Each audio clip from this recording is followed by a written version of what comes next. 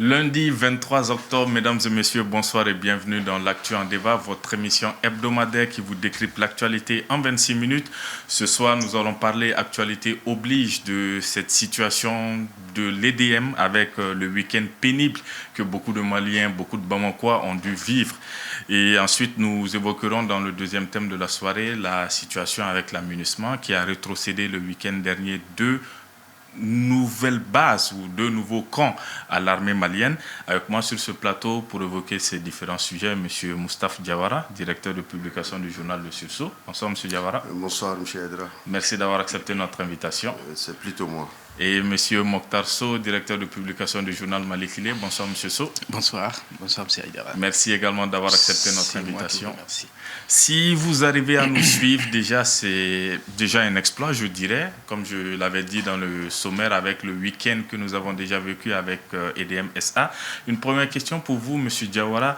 Est-ce que ce qui se passe avec l'EDM actuellement est un problème finalement sans solution? Merci bien M. Edra pour cette question. Et pour dire vrai, comme disent les Ivoiriens, en réalité cette situation dépasse l'entendement.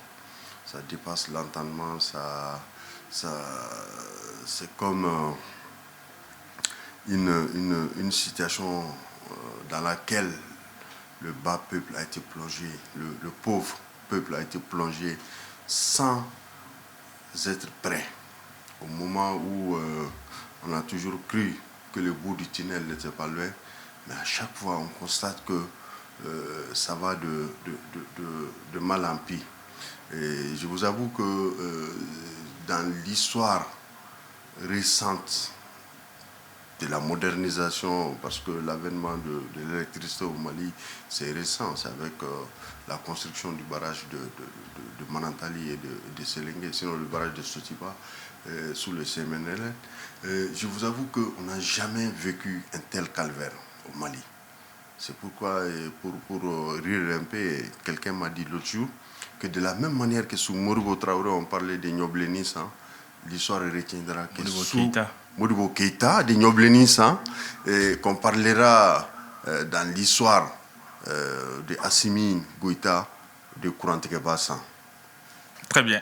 Alors, il a dit beaucoup ne s'attendaient pas forcément à ça parce que je rappelle, nous sommes au mois d'octobre, il y avait des promesses qui avaient été faites comme quoi il y aurait moins de délestage cette année ou même depuis 2022, mais il a dit ce sont des délestages sans précédent que nous avons vécu le week-end, que nous continuons à vivre encore jusqu'à présent.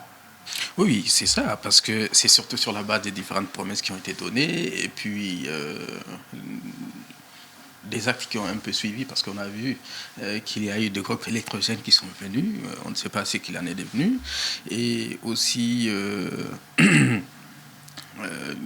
ça nous a fait oublier en fait les vrais problèmes de l'EDM. L'EDM, c'est, comme les experts l'ont dit, j'ai vu une émission de Moussa Amara, l'ancien Premier ministre, qui dit que l'EDM travaille à perte. Aucun commerce ne peut prospérer en travaillant à perte, quoi. Vous voyez un peu. Donc, si ces problèmes-là n'ont pas été résolus, quels que soient les moyens qu'on mettra dans l'EDM, la situation va dégénérer de plus en plus, malheureusement. Vous voyez un peu. Donc, on ne peut pas aujourd'hui s'asseoir pour chercher des excuses ou des arguments pour dire que non, il y a eu un vol ici ou un truc. C'est vrai que ça, c'est des circonstances qui contribuent à aggraver la situation, mais il faut régler les problèmes. Il faut faire en sorte que la perte que l'EDM subit au quotidien ou au mois, que cela soit réglé d'abord et que les moyens soient donnés à la société pour qu'on puisse éponger ces arriérés, faire en sorte que ça reparte à zéro. Mais tant que nous continuons dans cette situation-là, malheureusement, pour moi, les mois à venir ou les années à venir, ça fera que tout le monde va changer de fournisseur d'électricité. En 2020, la dette d'exploitation de l'EDM s'élevait à 180 milliards de francs CFA. Alors, vous l'avez dit, l'EDM travaille à peine schématiser, illustrer un peu, des responsables de l'EDM avaient déclaré l'année dernière que le coût de production s'élevait de 140 à 160 francs CFA pour le kilowatt et qu'ils le vendaient aux clients à 90 francs CFA. Donc, vous voyez le décalage un petit peu. Mais est-ce qu'aujourd'hui, l'EDM pourrait se permettre de vendre plus cher l'électricité aux Maliens qui ont quand même déjà une grande défiance à l'égard du prix, à l'égard de la qualité du service? Vous avez parlé de qualité du service. Ben, écoutez, pour avoir un bon service, pour avoir un service de qualité, il faut accepter d'y mettre le prix. Je suis désolé. Et pour effectivement pouvoir répondre aux exigences de la clientèle, il faut vraiment que l'EDM change ses prix, qu'il faut mettre... parce qu'il y a un autre problème qui est extrêmement important.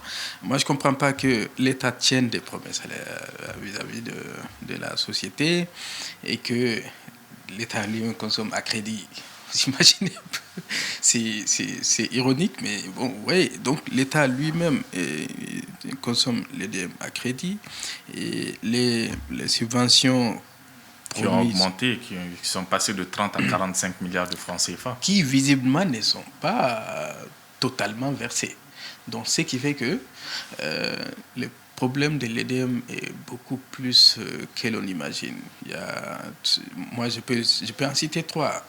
Le fait que les gens consomment à crédit, le fait que l'EDM vend à perte, et le fait que l'État ne donne pas ce qui est prévu chaque année pour pouvoir répondre aux difficultés.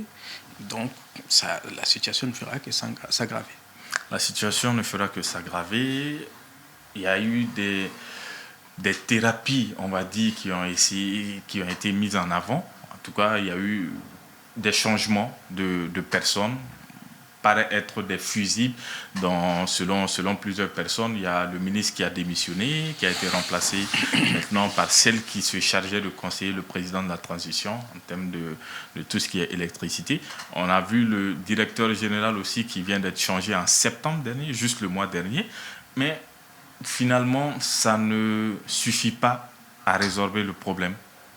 Oui, mais ça ne pourra pas suffire à résorber le problème parce que ces actions, on peut les qualifier de spectacle. En réalité, c'est des apaisanteurs de la tension. Au regard des ardeurs et de la colère du peuple, on essaye toujours de trouver des artifices, changer le directeur, amener le ministre à démissionner.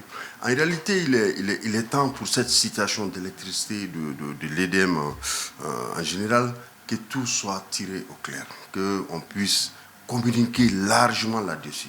Et puis que cette société, comme l'État, ait un minimum de considération pour les consommateurs. Vous avez développé des théories, mon frère So a parlé de la situation déficitaire de la société, mais personne jusqu'à présent n'arrive à détailler la manière de gestion de cette société. Et puis de voir qu'est-ce qu'il faut réellement afin que l'électricité puisse être vraiment un besoin vital pour un État qui se propose d'être un État émergent. En réalité, c'est des réflexions qui ne sont pas faites dans ce sens. Chaque année, on développe des stratégies, on fait des promesses pompeuses et après, on a toujours des arguments pour ensuite atténuer les ardeurs des uns et des autres et faire durer le suspense. Ça ne pourra pas aller. Aujourd'hui, la colère, le calvaire et la souffrance des Maliens sont à un certain niveau qu'on n'arrive pas à comprendre. Qu'est-ce que l'État fait réellement par rapport à ce secteur? Il faut qu'il communique parce que réellement le Malien, quelque part, est réceptif à la bonne communication. Si réellement c'est des problèmes structurels, si c'est des problèmes économiques et financiers qui sont là, ben, il y a toujours des niches de ressources, il y a toujours des moyens de pouvoir combler ces vides-là, mais le problème est qu'on ne communique pas là-dessus. L'EDM qui est partenaire direct, qui a un contrat avec ses abonnés, ne communique pas même sur ces aires de coupure. Les gens, tout le monde vit dans le néant et on évolue à volo. On ne sait même pas quand est-ce que le courant sera coupé, quand est-ce que ça va venir. C'est avec Il faisait des communiqués en ce sens. Mais des communiqués qui ne reflétaient pas du tout la réalité. À chaque fois, quand vous voyez les communiqués, souvent les communiqués désignent certains quartiers qui seront coupés, mais vous verrez que ces quartiers ne sont pas coupés, mais d'autres qui s'attendaient plutôt à avoir de l'électricité et qui sont des entreprises qui évoluent à l'économie nationale, qui sont affectées par ces situations. En réalité, le courant aujourd'hui, l'énergie est très très importante pour le développement d'un pays. Mais je vois que nos gouvernants, pas ceci, mais bien avant, depuis, je vous avoue que le barrage de Sélégué, ça date du général Moussa Traoré. Aucun régime, pendant ces dernières années, n'a investi dans les domaines d'infrastructures énergétiques. Autrefois, nous, la Guinée, le Sénégal et autres pays étaient la risée du monde. On se moquait d'eux. Mais aujourd'hui, notre situation a dépassé l'entendement. C'est ce que je disais au début de mon propos. Est-ce que le problème aussi n'est pas finalement le fait que l'EDM n'a pas les moyens de mener cette politique-là pour satisfaire les clients, que l'État n'a pas d'argent à injecter dedans aussi? Mais tout cela peut être compris si c'est expliqué. Si c'est réellement expliqué, si réellement l'État arrive à trouver le fond du problème. Aujourd'hui, ce qu'on dit, c'est qu'il n'y a pas d'argent pour pouvoir doter le groupe de trucs de carburant. Mais il s'avère que ces groupes, leur maintenance, les coûts qui sont là, les moyens qui devaient être mobilisés pour leur maintenance, pour leur permettre, même aujourd'hui, quand vous réunissez vous amenez tous les carburants pour mettre en marche ces groupes, ça ne pourra pas suffire. En plus de l'interconnexion qu'on a avec certains pays frères, à savoir la Côte d'Ivoire, on n'arrive pas à comprendre quel est le fond du problème. Et pourtant, ce qui est choquant et ce qui est écœurant, c'est que la même société continue à desservir le courant à de nouveaux abonnés. Ce qui est écœurant, c'est que dans les camps militaires, il n'y a aucun contrôle sur l'utilisation de ces trucs-là, de ces moyens qui servent de développement pour le pays. Et quand vous partez aujourd'hui dans certaines casernes, mais je vous avoue que c'est un spectacle désolant. Une seule famille peut se retrouver avec 3 réfrigérateurs, des climatiseurs accrochés à des murs en banco, pendant que certains quartiers souffrent de manque d'électricité pendant 20 heures, 16 heures, 14 heures. Moi, je crois qu'il y a un certain nombre de situations qu'il faut mettre sur la table et discuter largement sur tous les contours s'il y a lieu même de faire des états généraux de l'énergie du Mali. Très bien. Par rapport à cela, il y a eu un salon des investisseurs en février dernier, été organisé par les autorités, où ils espéraient, à l'issue de ce salon, mobiliser 600 milliards de francs CFA pour injecter de l'argent pour l'énergie, mais ils n'ont pu mobiliser finalement que 50 milliards. Est-ce que, en ce sens-là aussi, on ne peut pas se poser la question de savoir si les investisseurs que nous avons et les choix que nous avons opérés aussi ne posent pas problème finalement? Non, je vous l'ai dit tout à l'heure. Tout ça, ça dépend de la crédibilité de la société. Vous ne pouvez pas demander à un investisseur d'investir dans une société qui est pratiquement, qui va travailler encore à perte, qui va continuer son système de fonctionnement, et l'argent qui va investir. Pas techniquement investir dans l'EDM, c'était pas ça, mais investir pour le développement de l'énergie, c'était pas techniquement qu'investir pour l'EDM. Ah, ok. Bon, ça, je ne savais pas. Donc, si c'est dans un cas pareil, je pense que ça va revenir toujours à la même situation, parce que investir dans l'électricité, dans l'énergie au Mali, s'il y a un principe d'exclusivité, ou si l'EDM si tout doit revenir encore à l'EDM, les gens vont réfléchir à deux. Moi, je connais des sociétés qui fournissent d'abord de l'énergie ils sont obligés d'ailleurs de vendre leur énergie à l'EDF, qui ont eux-mêmes des problèmes, elles-mêmes des problèmes à cause de tout ça. Donc je crois que ces projets d'investissement dans l'énergie auraient pu servir si les partenaires avaient vu un certain intérêt quelconque dedans, qui puisse être leur point de retour. Mais s'il n'y a pas de possibilité de retour ou s'ils n'ont pas vu d'intérêt dedans, ça va être difficile que les partenaires investissent dedans. Alors, les 50 milliards dont vous parlez, on espère bien que ces 50 milliards ont été versés et que les projets qui ont été proposés dans ces cadres-là ont déjà commencé, le commencement de leur exécution a déjà commencé. Alors, en termes de partenariat, dernière question sur ce thème, est-ce que vous pensez que les annonces ou en tout cas les discussions qui ont été faites avec des responsables russes par rapport au financement ou à la mise en place de centrales nucléaires pourraient permettre de résorber le problème que nous connaissons actuellement, ou vous pensez qu'on aurait peut-être dû plutôt avoir d'autres solutions alternatives comme profiter du solaire? En réalité, ça a été prouvé dans le monde que la solution de la matière d'électricité, c'est maintenant l'énergie atomique ou l'énergie nucléaire.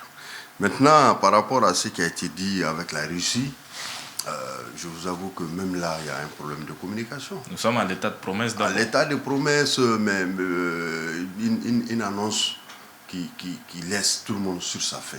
En réalité, l'État, au moment où, en tout cas, le seul élément qui a été diffusé, ça c'est les interviews accordées par la haute mission qui s'est rendue en Russie, à l'ORTM, sur leur communication.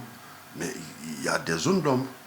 Ils parlent de l'avènement de l'énergie nucléaire. On ne parle pas de la construction des centrales. Avec le Burkina, c'est très clair. La Russie s'engage, la société nucléaire russe qui s'appelle Rosatom s'engage à construire une centrale. Le nombre de réacteurs n'a pas été défini, mais avec le Mali, le protocole d'accord prévoit quoi? Il y a d'abord un temps de prospection, il y a d'abord un temps c'est complexe pour pouvoir virer dans le nucléaire. Les démarches et les trucs pour avoir l'autorisation, c'est complexe, ça va prendre du temps en réalité. D'autres parlent de 20 ans, de 25 ans, mais le truc le plus rapide qui a été réalisé, par exemple, par les Suisses, c'était de 8 à 9 ans. Par exemple, en France, et puis les centrales nucléaires, je vous avoue qu'ils ont une durée de vie aussi. Est-ce que ça va être la solution adéquate? Mais vraiment, nous rêvons, si c'est un rêve, vraiment que personne ne nous réveille, qu'on nous laisse. Très bien. Sur le temps long, alors, vous voulez réagir, M. Sow? Oui.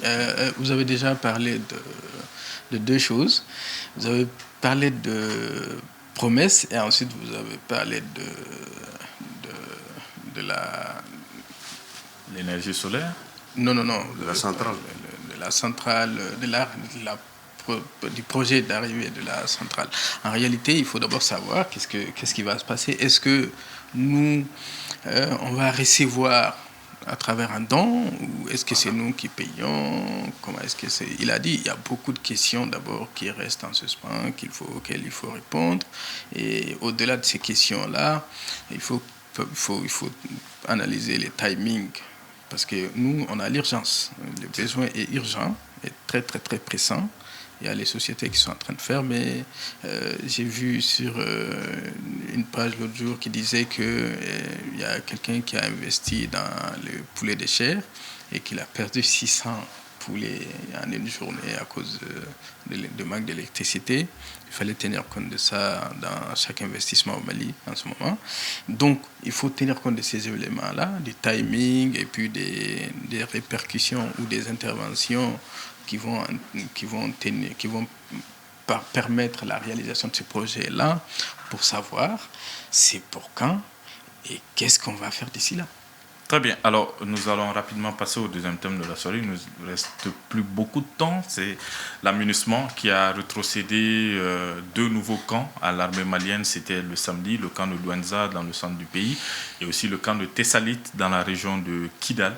Tout le camp de Tessalit qui était l'objet qui a suscité beaucoup de tensions entre l'armée malienne et les groupes armés qui sont appelés groupes terroristes, en tout cas par les autorités dans la communication de l'armée.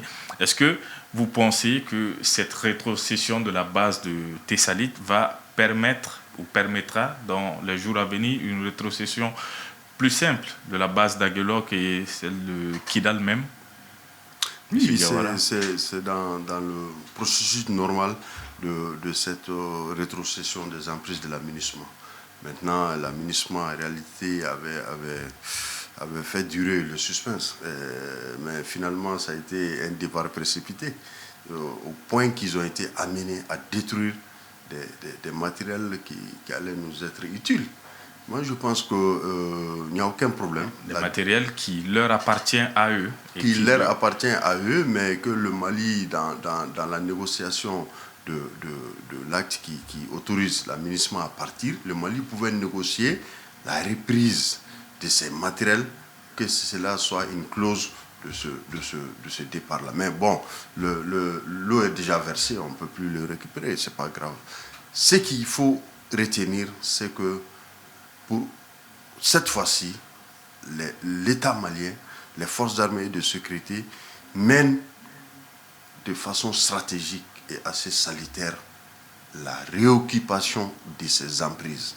On a vu les menaces étaient énormes avec ces groupes armés qui d'ailleurs étaient là avec les appétits voraces pour récupérer chaque camp laissé par l'aménagement. Il faut saluer la dynamique amorcée par nos FAMA dans la récupération et l'occupation de ces emprises depuis Ber, en passant par Ogosagou. Après, il y a eu Aguelok. Aguelok va venir bientôt, mais pour Anéfi, ça défraie la chronique. Mais je vous avoue que c'est la dynamique amorcée nous donne l'espoir que Kidal sera pour bientôt. Ok, Anéfis n'était pas un camp de l'aménagement, c'était le point de passage pour aller récupérer ces camps-là dans la région de Kidal. Aguelok sera pour bientôt, Kidal aussi, mais est-ce que vous pensez qu'il n'y aura pas plus d'adversité pour ces deux camps-là que l'armée n'en a déjà connu actuellement? Parce qu'on peut penser que ces différentes forces-là vont concentrer le gros de tout leur arsenal pour défendre ces différents points. Mais ils en ont vécu sur leur parcours. Vous dites qu'Anéfis n'était pas une emprise, mais Anéfis, il y avait un rideau défensif assez important de ces groupes armés que j'appelle les groupes hybrides, parce que ce ne sont pas seulement les groupes indépendantistes et irrédentistes, il y a qui sont mélangés avec des groupes terroristes pour faire front à l'armée malienne. Mais je vous avoue que Anéfis, c'était l'étape la plus cruciale. Et encore, on peut dire que la plus cruciale va être l'entrée à Kidal. Et je sais très bien qu'aujourd'hui, avec les moyens dont disposent les FAMA, toutes les dispositions seront prises pour que cette dernière occupation, la dernière emprise qui sera occupée par les FAMA, se passe sans anicroche. Comme à Thessalite, à part le coup de feu qui a essuyé un aéronef de l'aménagement, il n'y a pas eu de versement de sang. Et je sais très bien qu'aujourd'hui, la paire a changé de camp. Parce que, excusez-moi du terme, mais on peut dire que la chienlit avait trop duré. Il était temps pour les forces armées maliennes d'aller occuper, ne serait-ce que les emprises laissées par l'aménagement, qui est une force onusienne dont le départ a été acté, signé et convenu dans un cadre bien déterminé. Il faut regretter le fait que ce retrait ne soit pas effectué comme on le voulait, avec l'insécurité qui règne et qui a amené l'aménagement, comme j'ai eu à le dire, à détruire certains de ces matériels. C'est regrettable. Très bien. Est-ce que l'occupation de ces emprises maintenant Thessalite c'est effectif, Aguelok Kidal à venir, va selon vous permettre de réduire la crise, ou ça va être un déclencheur de nouveau pour la crise, parce qu'on peut estimer que ces différentes forces-là ne vont pas non plus lâcher l'affaire comme ça? Oui, je crois que ça doit permettre à la rouverture du dialogue. Quand j'ai vu l'interview de Bilal Agha-Chérif de l'autre jour, et puis lire Fahad Agal-Mahmoud quelques jours avant, je me dis qu'il y a deux versions, deux positions. Et voilà, mais... C'est différent, puisque Fahad n'a jamais été un indépendantiste, lui. Donc, Non, mais Fahad a été beaucoup plus menaçant que Bilal. Dans les propos de Bilal, ils ne peuvent pas engager les affrontements dans des endroits où il y a l'aménagement. Donc si c'est ça, on va facilement avoir Kidal, puisque c'est une passation. Vous avez vu la passation des Thessalites, normalement ça va être la même chose. Est-ce que ce n'était pas aussi une rhétorique pour essayer de se dédouaner, parce que les tirs contre l'avion de l'aménagement, les accusations portent vers eux, donc c'est peut-être aussi une rhétorique pour essayer de se dédouaner par rapport à ça. Ce qui compte pour nous, de toute façon, des enquêtes vont avoir lieu pour établir tout ça, mais ce qui compte pour nous, c'est de savoir, parce que moi je m'étais inquiété, mon inquiétude persiste, mais ça permet de savoir que tant que nous sommes en position de passation, c'est pour ça que je partage l'idée du grand frère, que en EFIF, c'était l'étape extrêmement importante parce que vous avez vu les violences qui ont été vécues, aussi bien par les populations que nos femmes pour accéder à EFIF et tout ça. Et Thessalite n'a pas été le cas. Et vous verrez que si on s'en tient aux propos de Bilal Aga Chérif, Aguelok et Kidal ne constitueront pas un problème. Mais attention, je crois qu'après ça, voilà, ça risque d'être extrêmement difficile. Et c'est en ce moment que les femmes doivent être beaucoup plus vigilants et puis prendre des dispositions pour que l'équipement soit à la disposition des femmes qui sont sur place là-bas, et puis que les autorités politiques prennent langue avec l'autre partie en ce moment-là pour que la réouverture des négociations puisse être faite. En ce moment, comme vous dites, en position de puissance, et puis faire en sorte que cette fois-ci, ce soit une paix durable. Je crois que c'est la meilleure solution. Très bien, ce sera le mot de la fin. Nous espérons tous une paix durable dans notre pays qui n'a que trop souffert de cette crise qui endeuille depuis plus d'une décennie le Mali. Merci à vous, Moustapha Diawara, directeur de publication du Sursaut, d'avoir répondu à notre invitation. Merci à M. Mokhtar Sow, directeur de publication de Mali Kilé, également d'être venu sur notre plateau. C'est moi qui vous remercie. Merci à vous, très chers téléspectateurs, de nous avoir suivis. Ce fut un plaisir. À lundi prochain, Inch'Allah, bonne soirée.